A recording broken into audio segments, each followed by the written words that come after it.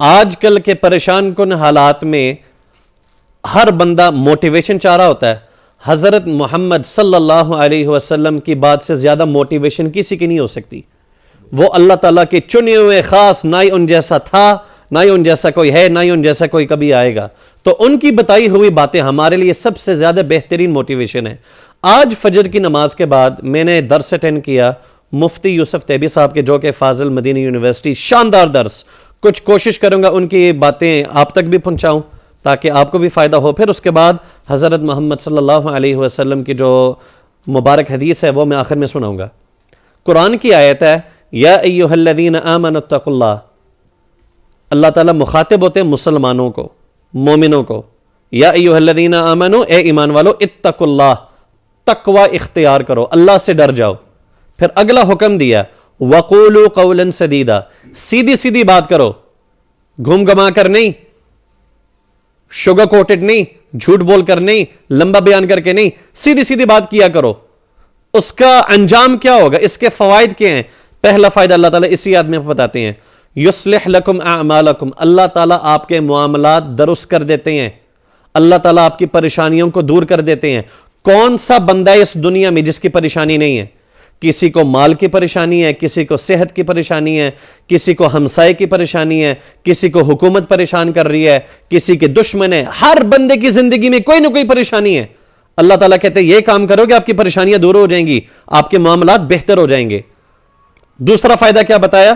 وَيَغْفِرْ لَكُمْ ذُنُوبَكُمْ. اگر پہلے گناہ کرتے گئے، پہلے اگر زبان کو صحیح نہیں چلاتے گئے، اللہ تعالیٰ ان گناہوں کو معاف کرنے والا ہے.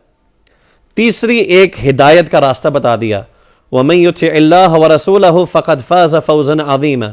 جو اللہ تعالیٰ اور اللہ تعالیٰ کے پیارے پیغمبر نبی صلی اللہ علیہ وسلم کی بتائی ہوئی باتوں کے اوپر عمل کرے گا، اسی کے لیے ہر قسم کی کامیابی ہے. اس آیت کا دار مدار کیا ہے؟ تقوی. تقوی کس کو کہتے ہیں؟ اللہ تعالیٰ سے ڈرنا. تقوی کہتے ہیں مال کو بیچتے وقت ماپ تول میں کمی نہ کرنا، کلو کی جگہ 990 گرام نہ دینا، جھوٹ نہ بولنا، اپنے سامان بیچتے وقت عیوب کو نہ چھپانا، گناہوں سے دور رہنا، چاہے وہ بڑا ہو یا چھوٹا ہو، کسی کے اوپر زیادتی نہ کرنا، طاقت رکھنے کے باوجود انتقام نہ لینا. یہ ہے تقوی. اجتماعی حالات کے اندر بندہ بڑا اچھا ہوتا ہے، علیحدگی میں، انفرادی حالت میں اللہ سے ڈرنا، اس کو تقوی کہتے ہیں. اور اللہ تعالیٰ اسی تقوی کی بنیاد پہ انسان کو بڑی بڑی مصیبتوں سے نکال دیتا ہے. اس کی مثال بنی اسرائیل کا ایک واقعہ بڑا مشہور ہے کہ 3 بندے پھنس گئے تھے ایک غار میں بارش سے بچتے وقت. 2 بندوں نے اللہ تعالیٰ کے سامنے اپنے نیک اعمال کا ذکر کیا. تیسرا بندہ وہ تھا جس نے اپنے قریبی رشتہ دار کے ساتھ برائی کا ارادہ کیا. اللہ تعالیٰ کے سامنے اس معاملے کو رکھا کہ اللہ تعالیٰ میں برائی کرنے لگا، اس نے مجھے اتق اللہ کے لفظ بولے، آپ سے ڈرتے ہوئے میں نے وہ کام کے ارتکاب نہیں کیا. اللہ تعالیٰ نے بغیر کسی سبب، بغیر کسی چیز کے اس پتھر کو ہٹا کر ان کو نجات دے دی. بے شمار قرآن میں مثالیں ہیں. تقوی کے فوائد، آپ کے رزق میں برکت، رزق کی فراوانی. تو تقوی اختیار کرنے کے لیے انسان کو ہمیشہ اللہ کے قریب ہونا چاہیے. ہم نماز پڑھتے وقت وضو کرتے ہیں، ہم دنیا کو ملنے کے لیے اپنے چہرے کو مہنگے ترین صابن ہینڈ واش سے دھوتے ہیں، یہ جو بھی آپ کا ماؤتھ واش وغیرہ سارا کچھ، فیشل کریمز، ہم سارا کچھ کرتے ہیں اپنے چہرے کو درست کرنے کے لیے. حدیث میں تو آتا ہے کہ اللہ تعالیٰ آپ کے چہروں کی طرف نہیں دیکھتا، اللہ تعالیٰ آپ کے اموال کی طرف نہیں دیکھتا. ان اللہ لا ينظر الى وجوہکم، ایک روایت میں الى اشکالکم، اور دوسرا ولا الى اموالکم. تو اللہ تعالیٰ پھر دیکھتا کس چیز کی طرف ہے؟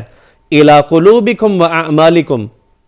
تو دل کا جب تعلق اعمال کے ساتھ ہو تو آپ کو نمبرنگ اللہ تعالیٰ کے ہاں اس وقت لگتی ہے. اگر آپ سمجھتے ہیں نا کہ آپ نے 30 روزے رکھے ہیں ماہ رمضان میں اور آپ کے دل کی کیفیت آپ کے ساتھ نہیں ہے تو ثواب نہیں ہے. اگر آپ نماز پڑھ رہے ہیں اور آپ کا دل غافل ہے تو اس کا ثواب نہیں ہے. اللہ تعالیٰ ریٹنگ اور نمبر جو آپ کے دیتے ہیں آپ کے دل اور آپ کی کیفیت اور آپ کے اخلاص کے اعتبار سے. عمل کے قبول ہونے کی 2 شرطیں ہیں اللہ تعالیٰ کے ہاں. پہلی شرط یہ ہے کہ وہ حضرت محمد صلی اللہ علیہ وسلم کے سنت کے مطابق ہو، یہ پہلی شرط. دوسری شرط یہ ہے کہ اس میں اخلاص ہو. اگر یہ دونوں چیزیں نہیں ہیں تو اسلام کے اندر عمل قبول نہیں ہوتا. تو اگر آپ کی دل کی کیفیت 100/100 ہے نماز پڑھتے وقت اور آپ نے ایک دن میں 5 نمازیں پڑھی ہیں تو اللہ تعالیٰ ضربے کیسے دیتا ہے؟ 100/5. اگر آپ نے 30 روزے رکھے ہیں اور 30 روزے رکھنے کے دوران آپ کی تقوی کی کیفیت 100/100 تھی تو 100 ملٹیپلائڈ بائی 30. یہ ہے اللہ تعالیٰ کے ہاں تقسیم اور اللہ تعالیٰ کے ہاں نمبرز دینے کا. اب ہم بات کرتے ہیں آخری چیز پہ کہ آج کل کے جو حالات ہیں ہمیں کرنا کیا چاہیے تقوی اختیار کرنے کے ساتھ، گناہوں سے بچنے کے ساتھ. جس طرح آپ اپنے چہرے کو دھوتے ہیں نا، اپنے دل کو دھونا ہے. تو سمجھ لیں کہ دل کی رگڑائی، جب آپ پتھر کو صاف کرتے ہو، ماربل کو چمکاتے ہو تو اس کو رگڑتے ہیں نا، تو دل کی رگڑائی استغفار میں ہے. اللہ تعالیٰ سے معافی مانگنا، استغفر اللہ، یہ ہے دل کی رگڑائی.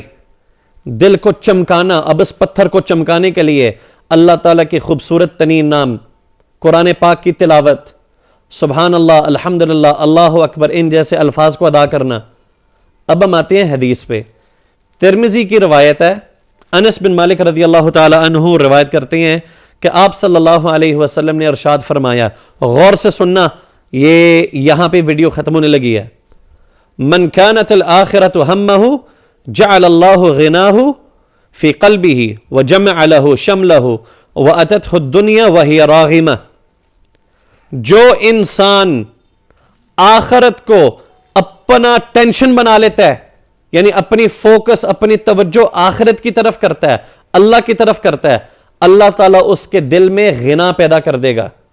اللہ اس کو دنیا کی فقر سے دور، اللہ تعالیٰ اس کو رزق کی پریشانیوں سے دور کر دے گا، اور اللہ تعالیٰ اس کے قریب دنیا کو ایسے لے کر آئیں گے، نہ چاہتے ہوئے بھی سب کچھ اس کے سامنے پیش ہوگی. اس طرح دنیا میں بے شمار لوگ ہیں، صوفی آدمی، درویش آدمی، دنیا سے بے رغبتی اختیار کی ہوئی، اللہ تعالیٰ نے کوئی پریشانی بھی نہیں دی اور رزق میں آسانی دی. اب اس کے برعکس اللہ تعالیٰ کے نبی صلی اللہ علیہ وسلم، یہ ہمارے الفاظ نہیں ہیں، آگے کیا کہتے ہیں؟ وَمَنْ كَانَتِ الدُّنْيَا هَمَّهُ، اور جس نے دن رات اپنے دل اور دماغ میں دنیا کو سوار کیا کہ کل پلاٹ بنانا ہے، کل ڈن فیلو بیچنا ہے، 100 کریمینوں کے جوڑے لگانے ہیں، پلاٹ لینی ہے، گاڑیاں بنانی ہے، یہ کرنا ہے، وہ کرنا ہے، دن رات صبح دوپہر شام دنیا کے علاوہ اس کے دماغ اور دل میں کوئی چیز سوار نہیں. آگے کیا فرمایا؟ جعل اللہ فقرہ بین عینیہ، جعل اللہ فقرہ بین عینیہ، اللہ تعالیٰ فقر کو، غربت کو اس کی آنکھوں کے سامنے لے کر آئے گا. اللہ تعالیٰ اس کی زندگی میں پریشانیاں لے کر آئے گا. بندہ صبح اٹھتا ہے، بچوں کو اسکول چھوڑنے جانا ہے، پاسپورٹ آفس جانا تھا، پاسپورٹ کے کاغذات گھر پور رہا ہے، بینک جانا تھا، بینک جاتے وقت شناختی کارڈ گھر بھول گیا، گھر واپس گیا، راستے جاتے وقت ایک الگ پریشانی. اللہ تعالیٰ کہتے ہیں میں اس کے، یہ حدیث کے الفاظ ہیں، اللہ تعالیٰ کہتے ہیں اس کو میں مصیبتوں میں ڈال دیتا ہوں، اس کے وقت میں بے برکتی لے آتا ہوں، اس سے کوئی کام مکمل نہیں ہوتا. وَفَرَّقَ عَلَيْهِ شَمْلَهُ وَلَمْ يَأْتِهِ مِنَ الدُّنْيَا إِلَّا مَا قُدِّرَ لَهُ. آپ کے نصیب میں وہی مل کے رہنا ہے جو اللہ تعالیٰ نے آپ کے لیے لکھا ہوا ہے. تو بہن بھائیو، رمضان کے مہینے میں اللہ تعالیٰ سے ڈرتے ہوئے اپنے اعمال کو درست کرو. ہم ان باتوں کو سن کر ہاں کہہ دیتے ہیں، بس ٹھیک ہے سارا صحیح ہے، میں بڑا کچھ صحیح کر رہے ہیں. اپنی طرف توجہ دیں. اگر آج آپ کا کاروبار ٹھپ ہے، اگر آج آپ کو ذہنی سکون نہیں ہے، اگر آج آپ مالی اعتبار سے پریشان ہیں، تو اپنا موازنہ کریں، شغل میلہ مذاق اور وقت ضائع نہ کریں، اپنا محاسبہ کریں.